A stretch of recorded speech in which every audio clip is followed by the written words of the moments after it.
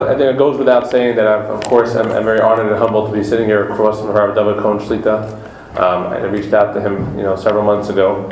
I know that Rabbi Cohen's schedule is beyond belief, and he agreed right away. And obviously we at Achiezer are very grateful.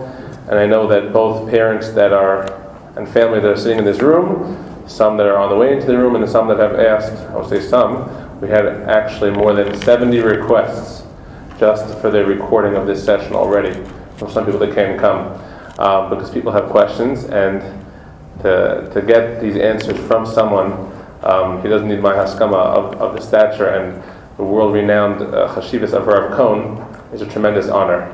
So of course we welcome everyone to please continue taking your seats, and we do have questions that were submitted in advance. We'll try to get to all of them in the allotted time, and if there's some time afterwards for anything that was left out, we will try to get to it. We'll try to have a conversation. We'll go through the questions one by one, and we'll get right to it. Okay? Do you want to give a hakdama first? I guess normally when one is introduced, one has to give some sort of a rejoinder. And I must say that on the way here, it struck me that of course, when I was young, I heard of the Shea Stadium, although I don't think I ever attended a baseball game here. For good reason, Good reason. But on the way here, what struck me is now that this is taking place here, based on the Gemara Asar HaKadosh Baruch Hu Lahanchu Shai Oilamas L'chol Tzaddik B'Tzaddik, we should start calling it Shai Stadium rather than Shea Stadium. And I would also like to tell you that of what struck me, I am a very busy person. I'm the busiest person that I know, which doesn't really mean anything. But when Baruch Dov called me, somehow I couldn't say no. And I thought that's Merubas in Shulchan Aruch. It says in Shulchan Aruch, Ein Maschilin Bebad, which means you don't start a new venture on the second or fourth day. But the remez is, Ein Maschilin Bebaruch Dov. If he asks you something, don't start up with him. Baruch Dov is Baruch Ber. So Rav Cohen, forgive me for correcting you in public. It was my wife. So, I was shocked actually that the Rav knew that, but the name is Baruch Dov. Sorry to gang up over here, but yes, this is true. Because Dov is a bear. Okay. So I'm ready to begin. We're going to get right to it, and like we said, we appreciate it. These are not easy questions, and I'm very thankful that Rav is here for all the families. Please come in, don't worry.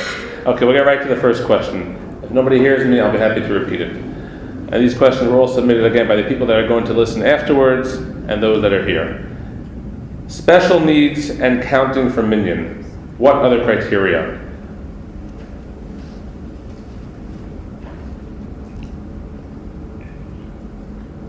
I must begin with an example. People translate Aver, organ, because the old translators weren't very careful. Those who translated into English weren't very careful. They looked for something that's similar.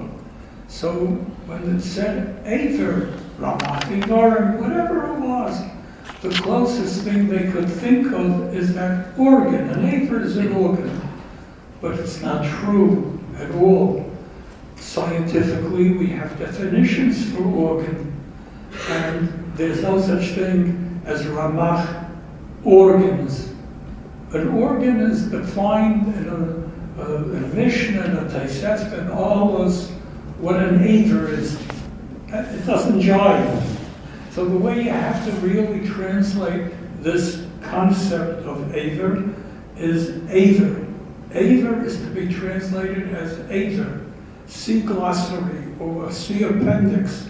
And there I would explain a bit what the Halacha concept of Aver is and what is meant by organ, but it's not a good translation. Similarly, this question, special needs, if I spread my hands wide apart, we still wouldn't have a total definition exactly what do you mean by special needs. Certainly halachically, which is very specific, you can't just say special needs and get an answer, because there are different criteria of halacha as to what's called a pikeach, what's called a shota, what's called itim cholam, itim shota, and as we go along, I'm going to explain these terms. So let me present the halachic criteria of shota, and that's really what the question is. There's a Gemara in Chagiga where we take from the Gemara in Chagiga the following, that if someone does things, and I don't want to use the word crazy, it's too pejorative, but that's really what the Gemara means, and it's in an unusual manner that what we would call normal. You know, Freud didn't think that normal is a good definition, because some are more normal than other people. And he felt that it's really deep down all the same, who's normal? But if someone does something which we would colloquially consider normal, fine. But the person does things in what we would say it's not normal to do these things. That shows the person is a shota. If the person, one of the basic things how we can see whether the person is normal or is a shota is when it comes to value. You give a person a thing of value and he just throws it away, that person is a shota. So that's basically a very basic criteria how to define someone who's normal. Now so if someone is normal that way, that person is not a shota, and you could be, as the question is, mitzaref to a minyan, because the person, a shota v'katan, you cannot be mitzaref to a minyan. I know this is not a question so much of cherish, but let me expound for a moment on this, because many responses were written concerning the fact that halachically we consider a cherish like a shota. And they're a much higher level of cognizance and understanding than what we would normally call a shota. There is one criteria of he was born. Firstly, cherish doesn't mean deaf. Someone who is deaf but not mute, or someone who is mute but not deaf, is considered pikeach l'chol davar. It's only cheresh shedilhu l'bo chachamim, eina medaber v'eina shomeya. And even that, many Gedolim, the Rambam tells us in Perish HaMishmanis that it has to be mileda. In other words, Helen Keller is not a good example of cheresh she'eina medaberes v'eina shomas, because my understanding is she was born 100% normal, but it came, I think, through some lightning. If I remember, when I was a young fellow and I read the book, it came about when she was very, very young, so it wasn't me later. And in fact, there is a Frenchman did work, I think it's a 3-volume set called The Mothers, where he explains that it's not because the person can't learn, because the person is a deaf mute, but rather the fact that the person was born a deaf mute, that's a sign that the completion of the embryo was wanting. So it's more a sign that something's wrong in the development, in the finished product of the embryo. So it's a different ballgame, and there were many responses written about all those people, the deaf mutes, that they teach them how to communicate, that they say these are not deaf mutes, according to Halacha. So we have to understand that has to do with the development of the brain. How much seichel does this person have? And you have a situation, for instance, I know one of the questions going to be mitzurif to Zimun. Zimun has a much less criteria, because usually chedesh, shot of a cotton go together. A cotton can be mitzurif to Zimun. What's the criterion? He knows there's a God. The Gemara tells the story of Abai and Rava when they were children. So one pointed, do you know about where is Hashem? And they pointed up. The other one went outside and pointed up, which is interesting. But they both know there's a God. And they pointed up so he could be mitzurif to a Zimun. So the criterion is having enough sense, even though it's a cotton, that's enough for Zimun. To be mitzurif with a minion, you need that the person is called Pekeh. And then there's another situation which answers a question, which is going to be asked, Itim cholam, itim shaita, which is something that unfortunately is very prevalent, that it's ups and downs, and probably only a psychiatrist, and many a time even a psychiatrist doesn't know what's triggering this difficulty that the person is a shota for 5 hours, and all of a sudden the person becomes a pikeach. You know, there's a famous joke of a fellow who was driving by an asylum, and he lost all the nuts of the wheel. They came out off, and he was scratching his head. What am I going to do? So one of the fellows from the asylum said, why don't you take one nut from each tire, and you'll be able to put it on. You couldn't find the nuts in the tire, and you'll be able to put it on. So the fellow said to him, hey, that's great. What are you doing here? He says, I may be crazy, but I'm not stupid. This is a classic story. So you have situations where a person is item cholam, item shaita. And the halacha is, but the person acts like a shaita, and whatever he sells, even though in age the person is old enough to sell real estate past 20, and he sells real estate when he's a shaita, it's invalid, no value. He sells real estate when he's a pikeach, it's 100% binding. So we have this background that just saying the words, what word did we say? The criteria for special needs. Special needs very broad. Is so broad that we have to define it halachically. So a person should use this equation more or less to be able to define this. I'm the Rav of Ohel, and we have different facilities. And in those facilities, we have a wide gamut of people who have these various halachas, the various criteria. We have to apply the equation. Yes? Right, so I just want to apologize, and we might not get to every single question. We'll try to go through it. Some are more closely associated. If somebody feels a question was left out, and we'll make sure to get Rabbi Cohen privately to discuss it. And again, I just want to thank Rabbi Cohen on behalf of many of the parents who texted him and emailed me as well. Just the fact that we're able to have these conversations is tremendous.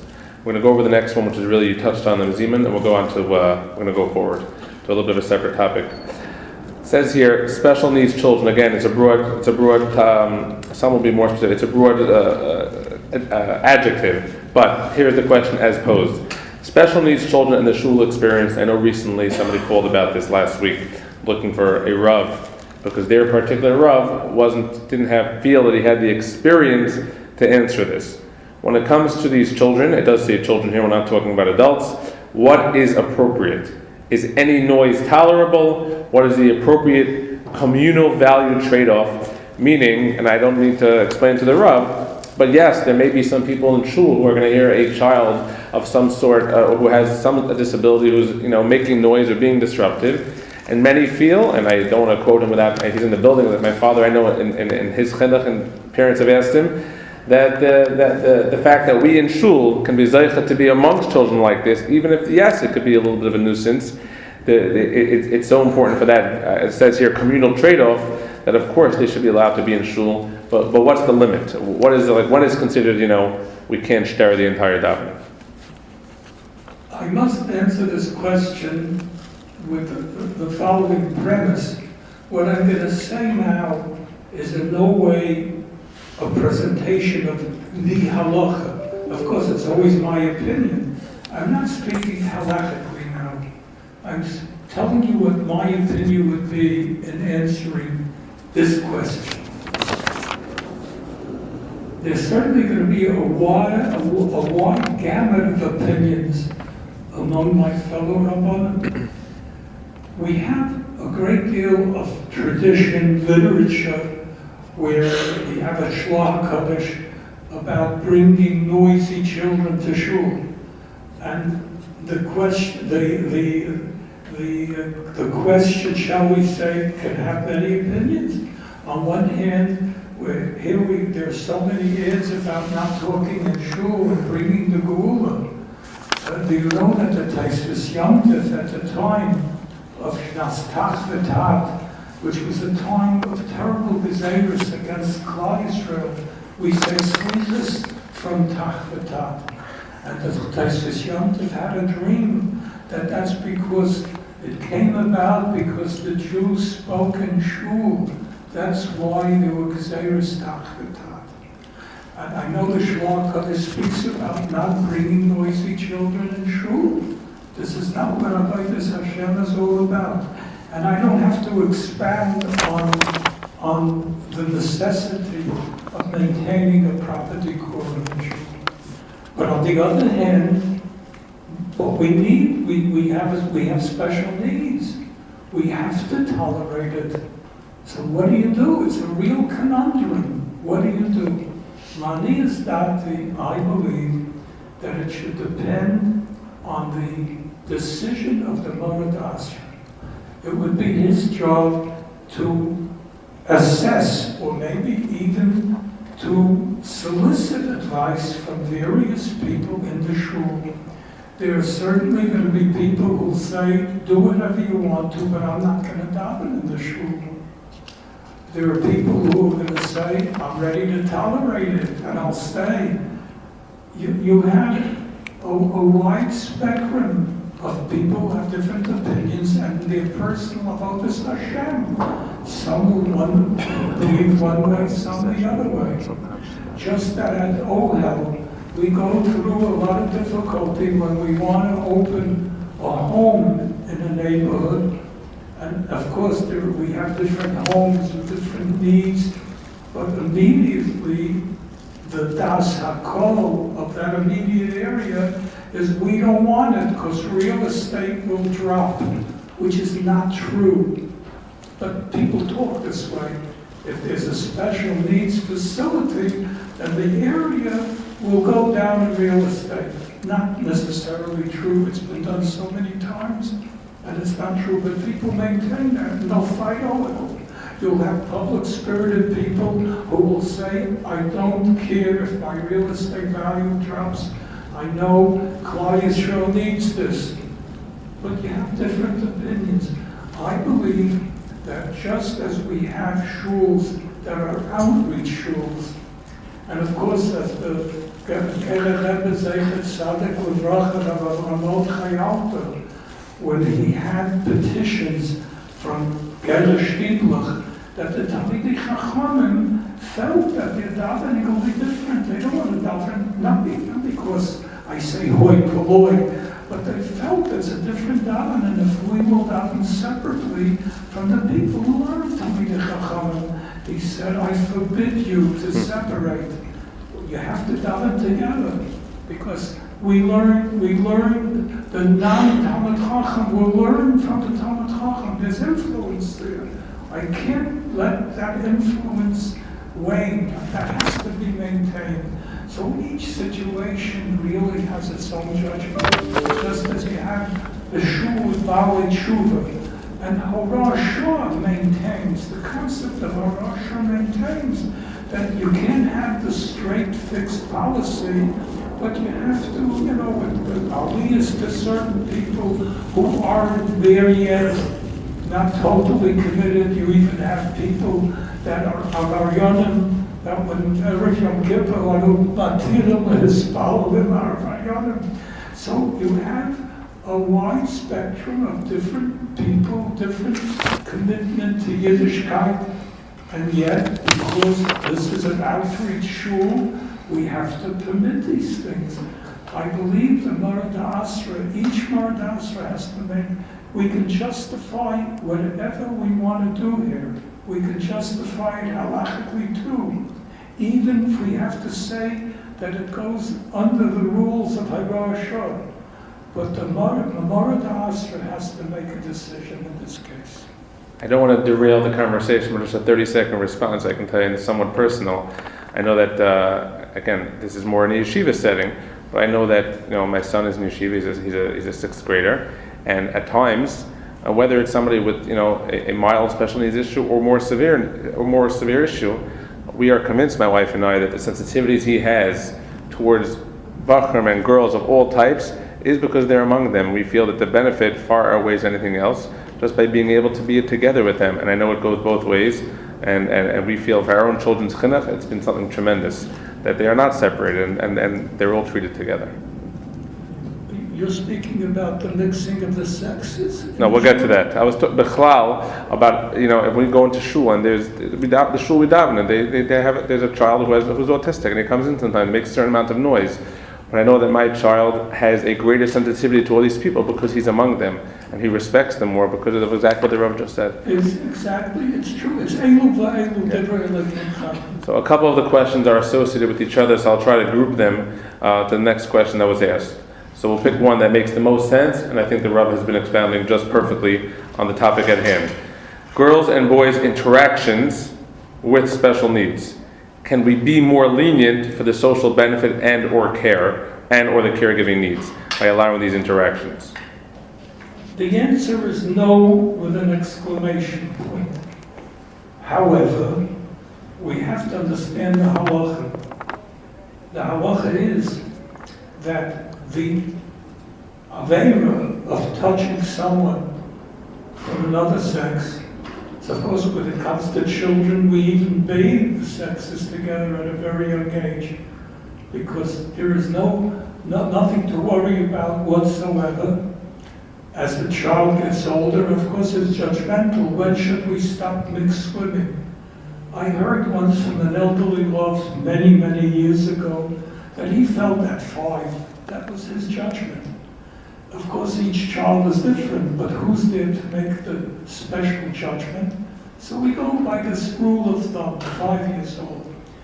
The halacha, the avera of lo sikravu legalo serva, that's the pasuk. And lo sikravu legalo serva, the Torah's Cohen says, means even the gia shel chiba.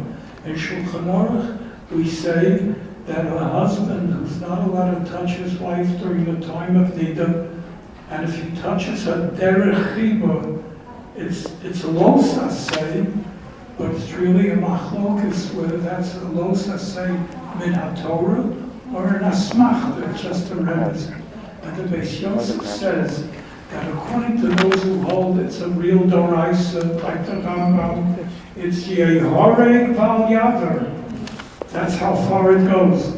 That if one has to submit and let himself be killed, not to do this particular aveira, abizrayu the giloi aroyas. But according to the Ramban, it's an asmachta. It doesn't go under the rubric of yehoreg val yaver. So there are situations that when the husband is touching his wife to take her pulse, that's the example of Shulchan Aruch. The place can say it's mutter because he's not touching her derech chiba. That's not chiba. He's touching her because he needs to make a medical judgment. So he's allowed to. Same thing with usually it's a woman teacher, and you have boys that are older than 9, and many a time the teacher, especially if it's this type of child, the teacher has to touch the child. Is the teacher touching the child derech chiba in order to give the child, shall I say, emotional sustenance? And many a time it's the derech chiba that does it. It's awesome. There's no happen. But if it's not derech chipah, it's mutter. And I must tell you that there's a great disparity of poskim when it comes to saying hello to a member of the other sex. Rab Shamshon Raphael Weiss, the Cohen and the Tzaddik, the Alter Rebbe said on him, he was a walking Mussar Sefer, who would stretch out his hand to say hello to a woman in his time, because he held das Hefrishkeit. This is derech eretz. It's not derech chipah. And yet there were Gedolim who referred to him as a Rasha because he did it. So you have a disparity of opinions. My Masorah from those people that are my rebbes was that if a woman innocently says hello, take the hand, not to embarrass someone. If the person is doing it lahachas to show you up, then you refuse the hand. You don't see it, but you say, I'm sorry, I can't take a hand. Of course, not everyone is as smart as Ablaza Silva, that when a woman senator stuck out her hand to say hello to him, he said, I only shake the hand of Republicans. And he got away with it. But, not everybody is as wise as he was. But you have a disparity of opinions. But everyone, so the question is judgmental here more than anything else. But it's not derech chipah. No one is matir derech chipah. It's just that some maintain that derech eretz is not considered, or taking it in order not to embarrass. That's not derech chipah. That's derech eretz, not derech chipah. So it's very judgmental. But if the teacher is giving emotional sustenance, and that's really how it's done, by hugging the child, derech chipah, and the boy is older than 9, that's not permissible. Being told possibly it was Rav Shamshon Raphael Hirsch, maybe the last quote. It was Rav Shamshon Raphael Hirsch, maybe the last the psak, maybe that's getting a message passed on. No. Okay. Stuck out his hand. No. My Masorah is only if the person innocently. No, it's the opposite. You don't offer. We'll clarify. Yes. We're going to try to squeeze in, I think, 5 more questions, if that's okay. We're going to try to squeeze in 5 more questions, only because we have to, try to keep to the script the best that we can. We're going to, next couple of questions, a little bit towards special needs with adults, and then we'll come back around to some very critical and sensitive questions. We'll try to fit them all in the next 20 minutes or so. It says here, I know this is a very general question, so it's a difficult one, I'm sure, in 3 or 4 minutes to answer, but maybe the Rav can give a general framework if it's even possible. Special needs and marriage. A, what is the proper framework and or goal? Meaning what should be the aspirations for a parent like that? And I think which really cements the question, how does the knowledge of this young woman or man play a role in making the decision of whether they are ready and suitable for marriage? This is probably the most difficult question that I could be asked. And my opinion, I cannot say halachically. The only thing I could say halachically is, are these people really, or let's put it this way, only a male is mechuyev in the mitzvah of pruvu. A female, al pi halacha, is not mechuyev in the mitzvah. Are these people ready for marriage? Are they not ready for marriage? Are they really chayiv in pruvu? Is he chayiv in pruvu? Can it be a lasting marriage? The answer is very judgmental, because in order for this to be a marriage which will not definitely end in divorce, is only if there's, I have to excuse myself for interrupting myself. In hashgacha, there's hashgacha tvidis, where there's always a mashgiach on the premises, and then there's yotzei b'nichnas. I don't think that a marriage of special needs, whatever you're going to call special needs, could last without hashgacha tvidis. So you have to have those ingredients before you pair people together. I know that there are organizations that have been more or less successful with some marriages. I don't know, and there may be statistics available, but again, statistics are so meaningless because there's such a wide gamut of the different degrees of special needs. And here we don't have to have an Halacha criteria. We need the special needs. How far are they sociable? How can it work out? There is no point whatsoever in making a marriage and gloating at the marriage when a few days later you're ready for divorce. So it has to be done, as we would say, with great Covid Rosh. Can this be listed? And is it, even if it's not pruvu, according to the Rambam, there's a mitzvah to get married, even people who are not capable of pruvu. The Rambam sheet is a person should get married. And of course there are also intrinsic needs of sexuality that have to be addressed besides the Rambam. And so this is a decision which has to be made with great Kovod Rosh. Will this marriage last? Is it beneficial for these two parties in particular to get married? So I really can't give a halachic answer. Theoretically, there's a halachic answer. Namely, there are emotional needs to address the sexuality of both partners. B, which is a Gemara's chesed thing, that the Gemara says one of the things that a person is going to be asked, Achaveya v'yesrim is a sakta b'pirya, and I believe the Machshal learns, it doesn't mean did you have children, it doesn't mean that you read shidduchim, where you ice it that people should do the mitzvah of pruvu. So it's a great mitzvah just to bring people together. This is the same concept. Without pruvu, according to the Rambam, or b'chalak Gemara's chesed to address that. So really parents who've lived, or people that were social workers that know the individual cases very well, they're the ones to come to a decision. And it's two decisions.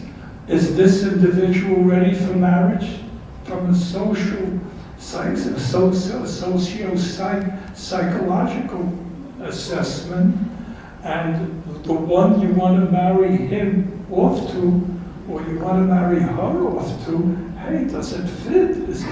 So you need a lot of psychological study to before you come to a decision. Albeit many successful shadchanim will admit to you that they're very successful. A boy and a girl is a shidduch, they couldn't care less, and they're very successful. But that needs a great deal of thought. Otherwise, it's not advisable. Okay, I want to apologize one more time that we're not going to get to every question, but we'll keep to our commitment of making sure that those questions get answered. We're going to try to do 3 more questions. Right, is that okay? I respectfully request that you give me just 3 minutes that I would like to share a thought with the audience. A closing thought? So I'm going to ask the last 3 questions, which are pretty specific, more specific, but general to as many people as possible. And we'll save room for 3 minutes, only because the room is going to be needed for another session, okay? So we'll try to just cover these 3 very quickly, and we'll save 3 minutes for Cohen to close. Fasting on Yom Kippur and Tisha B'Av. Any leniencies? What should the expectations be? When the question is any leniencies, of course, the halacha is as follows. As in all halacha, there are machlokes. The question is, how are we machriya? In halacha, if we assess that it's going to be, if these people have a din of shelter, then forget about it. They can eat normally. There's no obligation that these people should have to fast. So if these people have that halacha, don't give it a second thought. Okay. The question is people that have needs, as we say, they're special people. And what do we do with fasting? It's been very difficult for them. In this criteria falls those people that have psychological needs, people that have, and every Erev Yom Kippur, I suffer with these people, literally. And I want to just tell you a little about my metamorphosis from paskening and how slowly I am changing my psak, and I'll explain it to you. Chatzi shir osar bin haTorah. So eating, the shir of Yom Kippur is Vatzayis, Koseves, Molei Lugma, whatever it is. But Chatzi shir of that amount is still osar bin haTorah. It's not Kares, but it's osar. So all along, when people call, and of course I need medical opinion, it's a sakana, then do shiurim. And we won't go into it now, that's not nagay what the shiurim are. My Rebbetzin Zalzangezan Nishtag saved a lot of time, because I used to, grind out the shiurim to each and every person who called. And she said, why don't you give it? I have Baruch Hashem grandsons that are Talmidei Chacham, we chose one of them. And I said, if you wanted a shiurim, call this number, call Tov. So it saves me, if you accumulate kol prutum, it's the reference to Cheshbon Gadol. She has saved me a tremendous amount of time. So there are shiurim, but I give the shiurim to anyone that has some sort of sakana. So why? In fact, a lot of times I advise people that please don't even try to fast, because if you try, like most of the time, women who are pregnant that can go into labor, they can go into, because they have a history of it. There's a posuk in Eretz Israel that gives a carte blanche to pregnant women, because when he's dealing with the tzibur, he knows there are going to be premature births and the children will survive. He just gives heterim to all. We don't do that, but if there's any kind of history of premature labor, we give a heter. And many a time I tell a woman, don't try to fast, because if you fall into that category and all of a sudden you feel faint or whatever it is, and you're going to have to eat a shear to be able to get back to yourself, why are you bringing yourself to eating a shear? Do brachas mikashir first. What has always given me great anguish were the people, and it's electricity. You can feel it over the phone. The people who suffer from anxiety and have to take medication, and you feel their pain.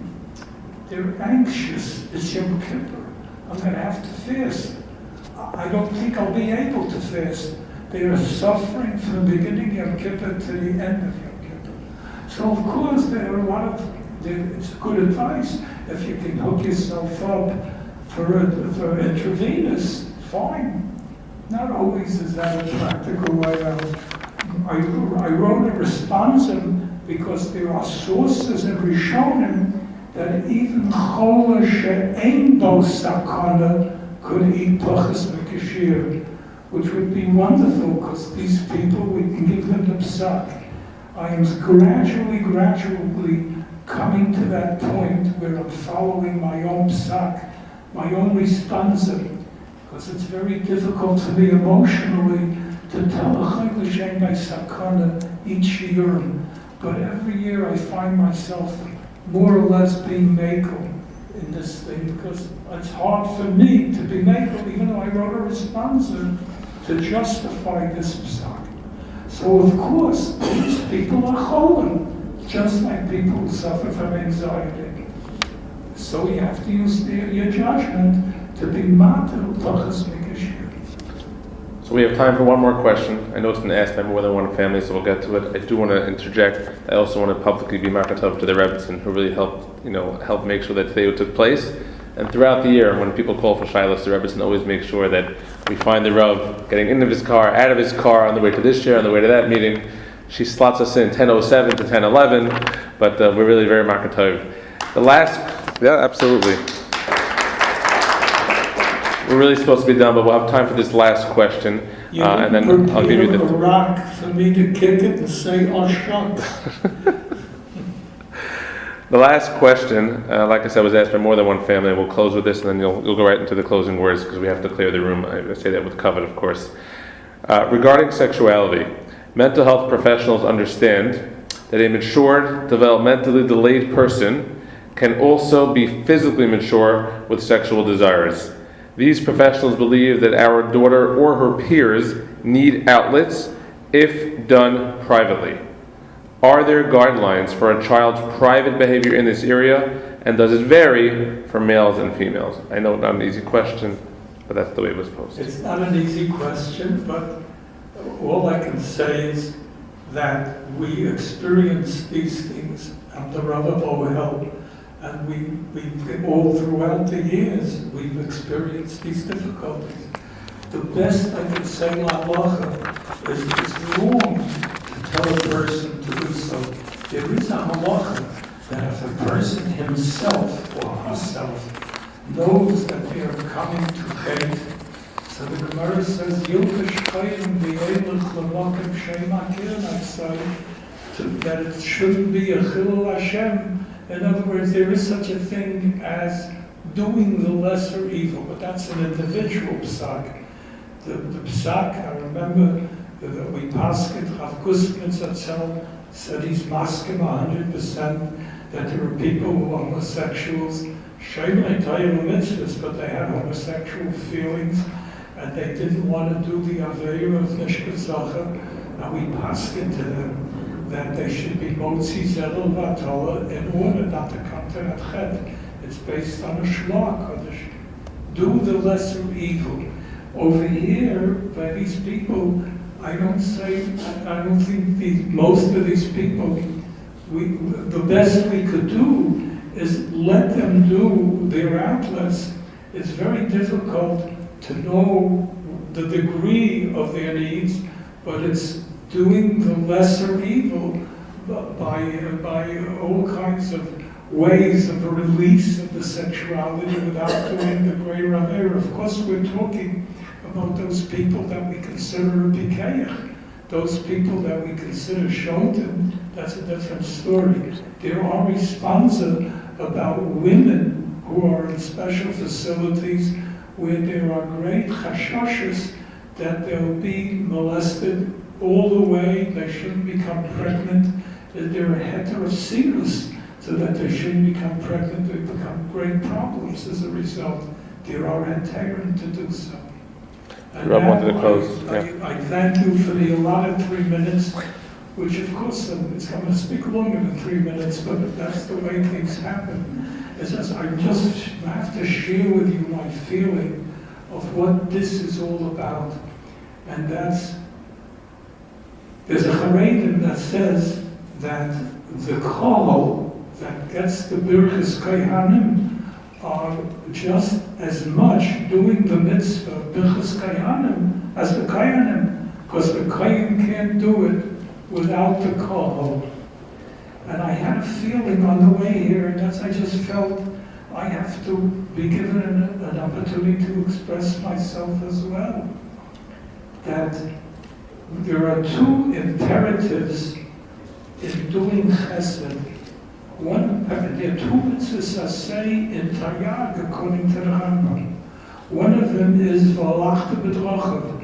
In the first parak of Hilchos Deis, the Rambam says, and that's Avram Avinu's idea, because it says, lishmer es derech Hashem. Avram Avinu came to this conception that there's a purpose. First of all, there's a God, that he came to that conception. Then that there must be a purpose, and the purpose is that Hashem wants us to emulate him. The medieval theologians called it a Matati Yodei, and that was V'alachta b'drachav. And Hashem is Gomel Chasadim, he's a Rahman, and this takes deep understanding of what Hashem really is all about, and so we have to emulate him. Mahu Rachem, you got to be a Rachem, Mahu Chanan, etc. That's V'alachta b'drachav. And there's a totally different imperative that the Rambam speaks about in the 14th paragraph of Hilchos Adel, V'aftal L'recha Kamocha, fulfilling the need. The person is hungry, thirsty, gotta give him to eat. He's not dressed well, you gotta give him malbushim. So there are two separate imperatives. One is subjective, one is objective. And when you learn Vayera, that the Rebbeinu Shalom sent Malachim because Avraham Avinu had great tsar. Why? There are no travelers. It had nothing to do with V'aftal Kamocha because there was no need to fulfill. So why is Avraham Avinu, why does he have anguish? He has anguish because he has to practice Valachta B'Drachav. Nothing to do with fulfilling the need. So it's Valasa, and the Gemara says, Klal Yisrael, Rachmanim, Baishanim, Kainei Chasadim. Rachmanim means fulfilling a need because you're a Rachman. Kainei Chasadim, everything who needs the Valachta B'Drachav. So that this great concept, we are called Machzikim B'Vrisa Shel Avraham Avinu, not only when we make a bris milah. The Gemara in Sudas Nafches says, by emulating the ways of Avraham Avinu that did chasadim. So on the way here, I thought that the people who are in need are no less the kind of Brisa Shel Avraham Avinu, of those people who want to emulate the milah of Avraham Avinu. And I once heard that Rav Shimon Shkop Zatzal said that each one of them, Zeshaim Lemalakei Avram, Zeshaim Lemalakei Yitzchak, Zeshaim Lemalakei Yaakov, and B'chochais Medayei Bracha, that the chsim of the bracha is Magen Avram alone. Reb Shimon Shkop said this is a remez that in Achras Hayonim, the Geula will come because of the need of Avram that he was Gomel Chasadim. So the Rebbeinu Shalom should help us. We should be makar of the case. An organization such as this is certainly something that's so positive that it will be makar of the case. We should desire to Mashiach Tzidkenu.